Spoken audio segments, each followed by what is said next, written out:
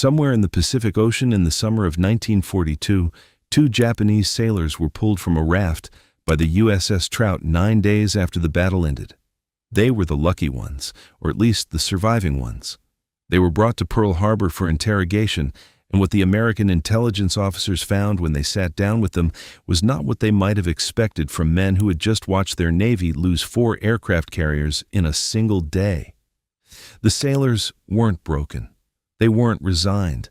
They were confused in the specific, disoriented way of people who have experienced something that should not have been possible by any logic they were working from.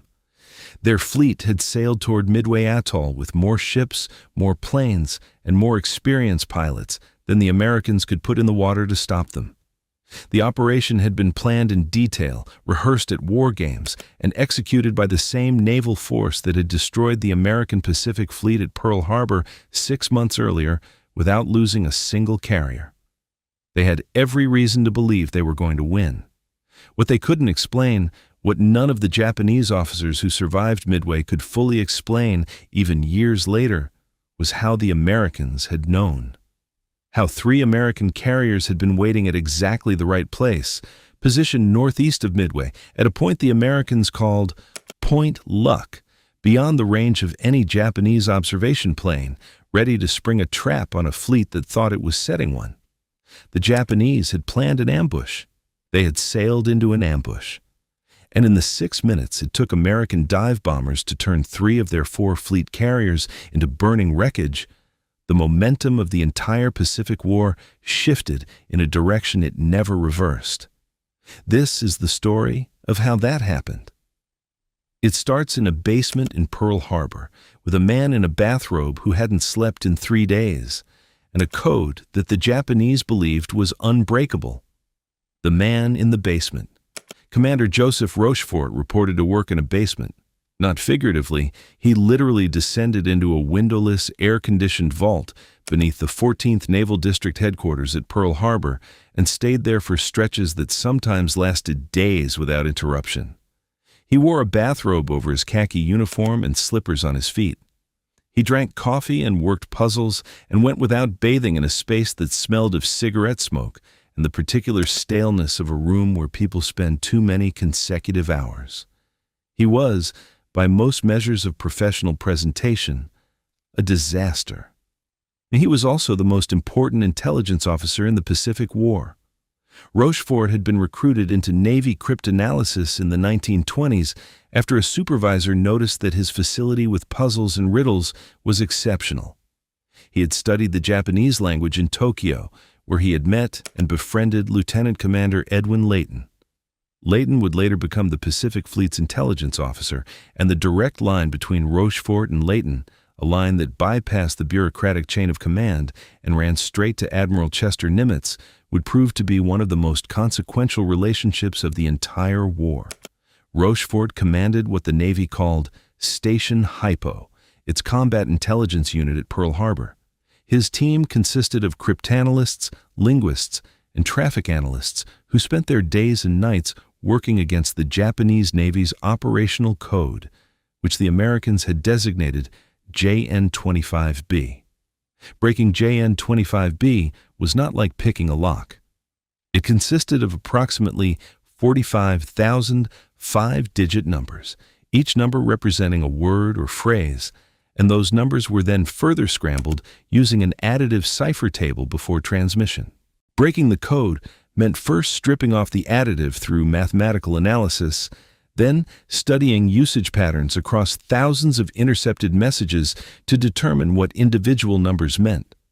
One of the code breakers later described it as putting together a jigsaw puzzle with most of its pieces always missing. Before Pearl Harbor, Station Hypo had been reading perhaps 10 to 15% of JN-25B traffic. That was enough to get the shape of Japanese communications, but not enough to reconstruct specific plans. After Pearl Harbor, with the war in full fury and the Japanese forced to rely on radio for everything across their enormous and expanding empire, the volume of traffic intercepted increased dramatically. Every message sent was another piece of the puzzle. By April 1942, Rochefort's team had gotten good enough that they could intercept, decrypt, and translate portions of Japanese naval messages within hours of when they were sent. What they were reading that spring in the intercepted fragments of Japanese naval traffic was the outline of something large. A major operation was being planned. The target was designated with 2 letters, AF. The problem with AF. Rochefort was certain that AF meant Midway. The atoll sat 1,300 miles northwest of Pearl Harbor, a tiny scrap of coral and sand in the middle of the Pacific that controlled nothing except the approaches to Hawaii from the west. American forces had been stationed there since before the war, and it had appeared in earlier intercepts in ways that suggested it corresponded to AF. But Rochefort couldn't prove it, and his superiors in Washington at a rival intelligence unit called OP-20G disagreed with him. Washington thought the next Japanese attack was coming somewhere else, possibly the Aleutians, possibly Port Moresby, possibly even the American West Coast. They told Rochefort he was wrong. The dispute between Rochefort and Washington was not merely professional. It was personal and institutional, rooted in a bureaucratic conflict over which organization got to control and disseminate naval intelligence. Rochefort had a habit of passing his analysis directly to Leighton rather than routing it through the official Washington chain of command, and Washington found this intolerable. The commander of OP-20G told Rochefort he was being uncooperative and should focus on narrower technical tasks. What Washington could not offer was a competing explanation for the traffic Rochefort was reading, which pointed increasingly clearly toward a major Central Pacific operation, targeting a location that matched every pattern associated with AF. The solution to the dispute was a piece of theater that belongs in a different genre of story entirely. Captain Wilfred Holmes, one of Rochefort's colleagues at Station Hypo, devised a ruse. He suggested using the undersea cable, the secure, unencrypted line that connected Midway to Pearl Harbor, to send a message to the Midway base telling its commander to broadcast in plain, unencrypted radio that the island's water distillation plant had broken down and that the island was running short of fresh water. The logic was simple. If AF was Midway and the Japanese were monitoring American radio traffic, which they were, they would intercept the uncoded message and file an intelligence report noting that AF was short of water. And within 24 hours, that is exactly what happened. Rochefort's team picked up a Japanese intelligence report stating that AF was running short of fresh water. The Imperial Japanese Navy had confirmed the target for them. Washington stopped arguing. With the target confirmed, Rochefort's team went to work on the details. The intercepts told them the attack was scheduled for early June.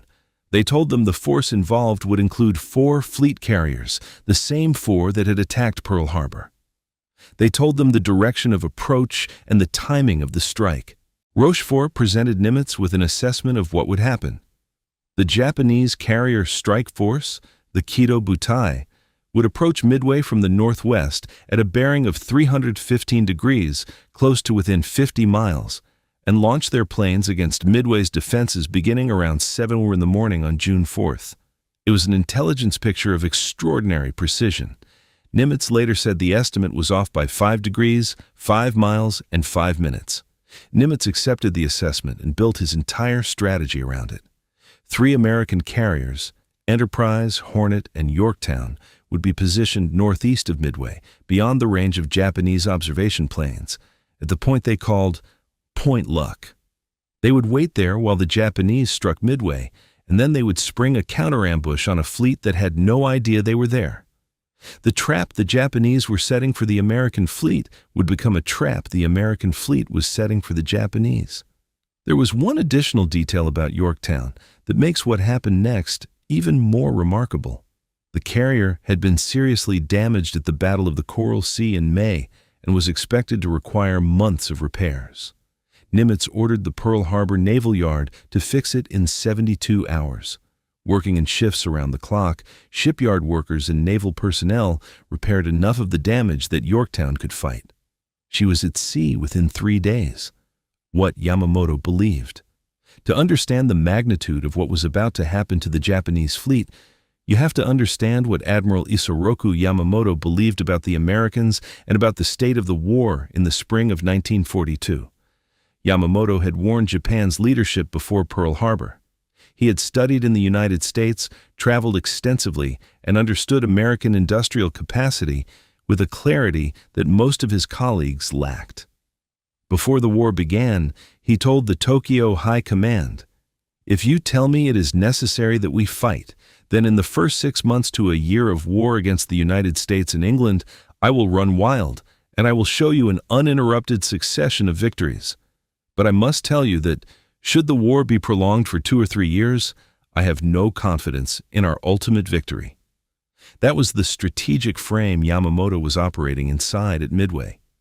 He needed to force a decisive naval engagement while Japan still had the advantage before American industrial production could turn the war into a long attritional contest Japan couldn't survive. His plan was to use Midway as bait. He would send his carrier force to take the atoll, knowing the Americans would have to respond to defend it and then destroy the American carriers when they came out to fight. It was a reasonable plan in the abstract, and it had a fatal flaw. It assumed the Americans would respond to the bait, not prepare a bait of their own. The Japanese planning process at Midway carried another flaw that historians have called victory disease, the accumulated overconfidence of a fleet that had not lost a major engagement in years. For 4 months after Pearl Harbor, Japanese forces had been virtually unstoppable across the Pacific. They had swept through the Philippines, Malaya, Singapore, the Dutch East Indies, and Burma. They had raided into the Indian Ocean. Every engagement had ended in victory, and the men who planned Midway had been the architects of most of those victories. The idea that this next operation might go wrong had stopped being a serious working assumption somewhere in that string of successes. The Japanese officers who planned and executed the Midway operation had absorbed the lessons of their own victories so completely that they had stopped seriously considering the possibility of failure. When war games were held before the battle, the Japanese officer playing the American Op-4 did exactly what Nimitz actually did, positioning carriers northeast of Midway to ambush the Kido Butai, and achieved results that were remarkably close to what actually happened. The game umpire ruled the American moves impossible and resurrected the Japanese carriers that had been sunk. The lesson the war games should have taught was the lesson that was discarded. Yamamoto also distributed his forces in a way that prevented them from supporting each other. His main body of battleships and additional carrier groups were strung out across hundreds of miles of ocean in a complex formation designed for operational deception, to conceal the true scale of the Japanese fleet and not prematurely frighten the Americans away from battle. His own staff officers had flagged what they called many impossibilities in the invasion plan. Yamamoto overrode their objections. The result was that when the crisis came on June 4th, Yamamoto's battleships were too far away to intervene, and Nagumo's carrier strike force was effectively alone. The reconnaissance plan was equally flawed. Yamamoto had planned to use submarines to establish a detection cordon between Hawaii and Midway that would report any American carriers departing Pearl Harbor. The submarines were supposed to be in position by June 1st. They arrived late. By the time the cordon was in place, the American carriers had already passed through the area, already at Point Luck, already waiting. Yamamoto's intelligence screen reported nothing because there was nothing to see where it was looking. The screen was watching an empty patch of ocean, while the fleet it was supposed to detect was already in position 300 miles northeast of Midway. The morning of June 4th. Vice Admiral Chuichi Nagumo stood on the bridge of the carrier Akazi in the pre-dawn darkness of June 4, 1942, and launched his attack. At 4:30 in the morning, 108 aircraft, bombers, and fighters lifted off the decks of 4 carriers and headed southeast toward Midway, 240 miles away. Nagumo held a second strike wave aboard the carriers, 93 planes armed with torpedoes and armor-piercing bombs, anti-ship weapons in reserve in case American warships appeared. Standard doctrine. A prudent precaution. The morning seemed to be unfolding exactly as planned. What Nagumo did not know was that the Americans had been listening to him for weeks. They knew he was coming. They knew which carriers he had. They knew his approach bearing and his launch time. And they knew he believed, based on his own reconnaissance reports and his own assumptions about where the American fleet was, that no American carriers were anywhere near Midway. Because Midway had advance warning, its radar picked up the incoming Japanese attack. Every plane on the island was airborne before the Japanese arrived. The Japanese struck an empty airfield. They hit oil tanks and damaged shore installations, but they did not destroy the American planes they had come to eliminate, because those planes were already in the air and heading toward the Japanese carriers. The Midway-based aircraft attacked the Japanese fleet in a series of strikes that achieved very little materially, but accomplished something crucial tactically. They kept Nagumo off balance. Every attack required him to maneuver his ships, to maintain combat air patrol fighters in the air, to respond. And then the strike commander of the first wave radioed back from Midway. A second strike on the island was necessary. The job wasn't done. The American planes were still flying. Nagumo made a decision. He ordered the reserve aircraft, the ones armed with torpedoes for use against ships, to be rearmed with land bombs for a second strike on Midway. In the hangars of Akagi and Kaga, ordnance crews went to work, removing torpedoes, wheeling them toward storage, bringing up land bombs. The bombs and torpedoes, rather than being carefully stowed in their magazines below decks, were often left on the hangar floor to save time. The rearming operation had barely begun when a report came in from a Japanese scout plane. There were American ships out there, ships of an unspecified type, 200 miles away. Nagumo reversed his order, rearm with torpedoes. The crews went back the other way. And then a follow-up report. One of the American ships appeared to be a carrier. Nagumo now faced the situation the reserve aircraft had always been held for, but at the worst possible moment. His planes were half rearmed. His first strike wave was returning from Midway and needed to land. His combat air patrol fighters were low on fuel and ammunition after defending against the Midway-based attacks. He was under continuous pressure from American planes attacking from below and needed his flight decks clear to recover and relaunch fighters. Doctrine said, you didn't launch an uncoordinated strike. You waited, recovered your returning planes, rearmed and refueled, and launched everything together in a coordinated wave. That was how the Japanese had been trained. That was how they had won every engagement so far. He chose doctrine. He chose to wait, recover his returning planes, complete the rearming, and launch a proper coordinated strike. He needed about an hour. He did not have an hour. 5 minutes that changed the Pacific War. Just after 10 in the morning on June 4th, Air Group Commander C. Wade McCluskey, Jr. was flying in circles over an empty patch of ocean with 32 dive bombers and a fuel gauge that was moving in the wrong direction. He had been given coordinates for where the Japanese carriers were supposed to be, and there was nothing there. Nagumo had turned his fleet northeast, chasing the American carriers, and the change of course had taken him away from the intercept point before McCluskey arrived. The Japanese fleet was not where Nimitz's intelligence said it would be. McCluskey had two choices. He could turn back toward the Enterprise with enough fuel to land safely, and the attack would fail.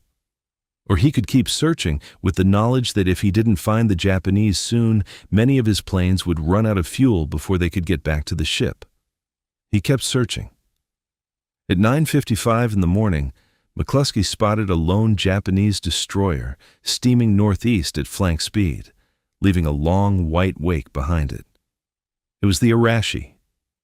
The Arashi had stopped to depth charge the American submarine USS Nautilus, which had been harassing the Japanese fleet, and was now racing to catch up with the main force. McCluskey looked at the destroyer's wake, pointed at the direction it was heading, and turned his bombers to follow it. He had no way of knowing for certain that the destroyer was heading toward the Japanese carriers. He made an assumption, proved correct, and followed a destroyer's wake across the ocean to the most important target in the Pacific War.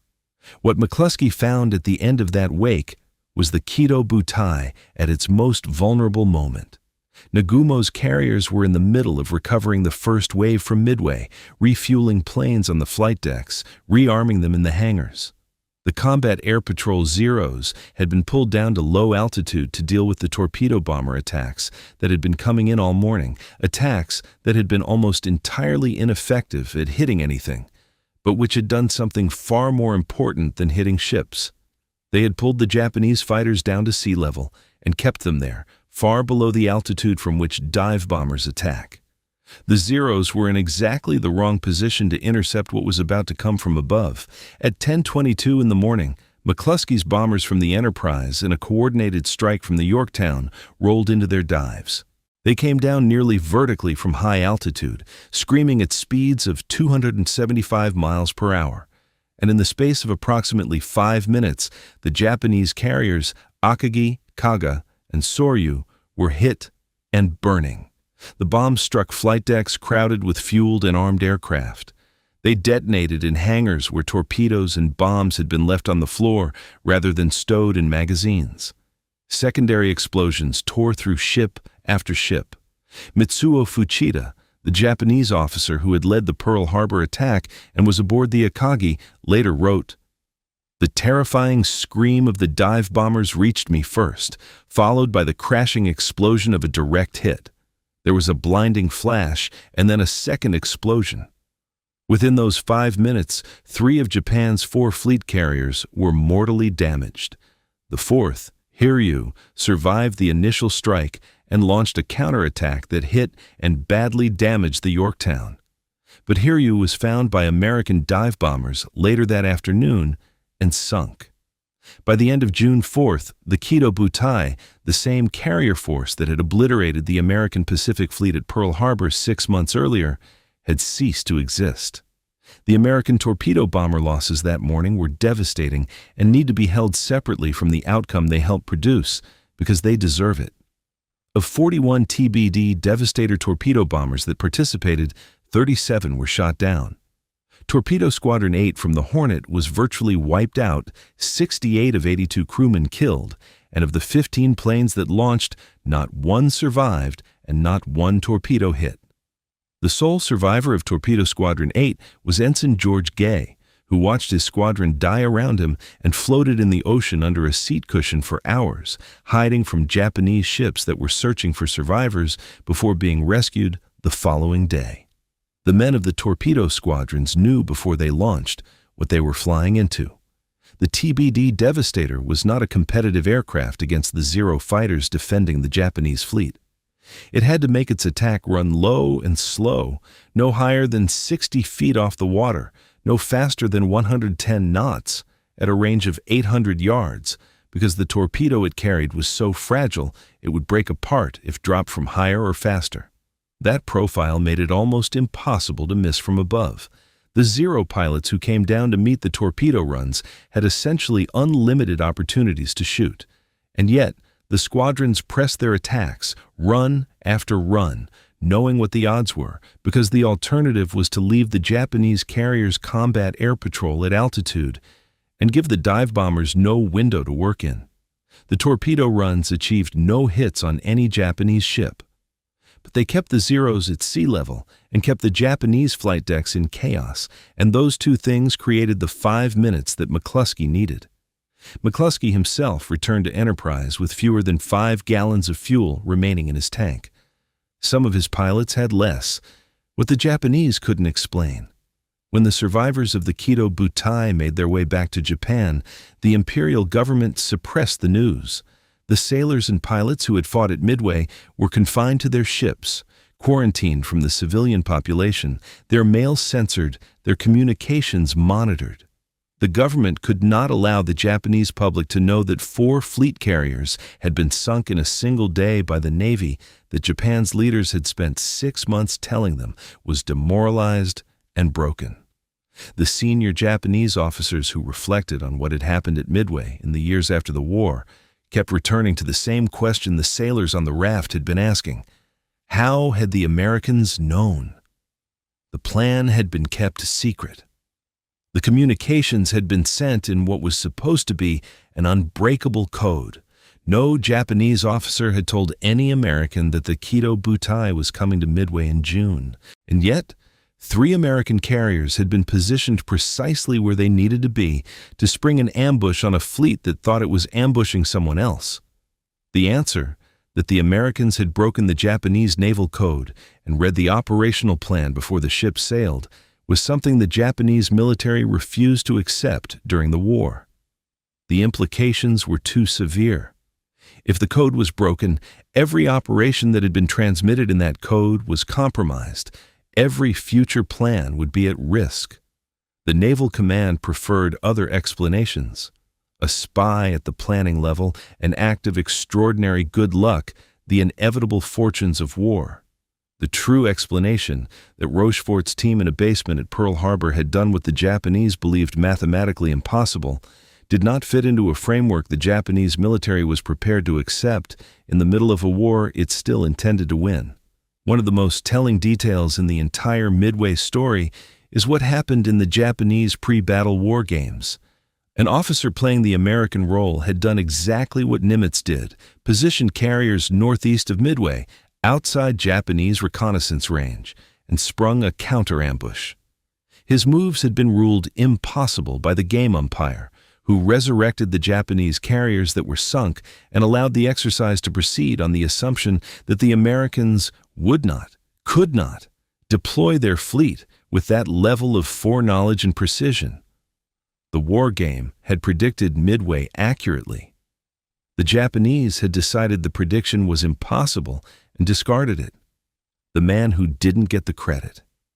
The story of what happened to Joseph Rochefort after Midway is one of the more quietly outrageous episodes in American military bureaucratic history. Immediately after the battle, Admiral Nimitz recommended Rochefort for the Distinguished Service Medal. The Navy Department in Washington turned it down.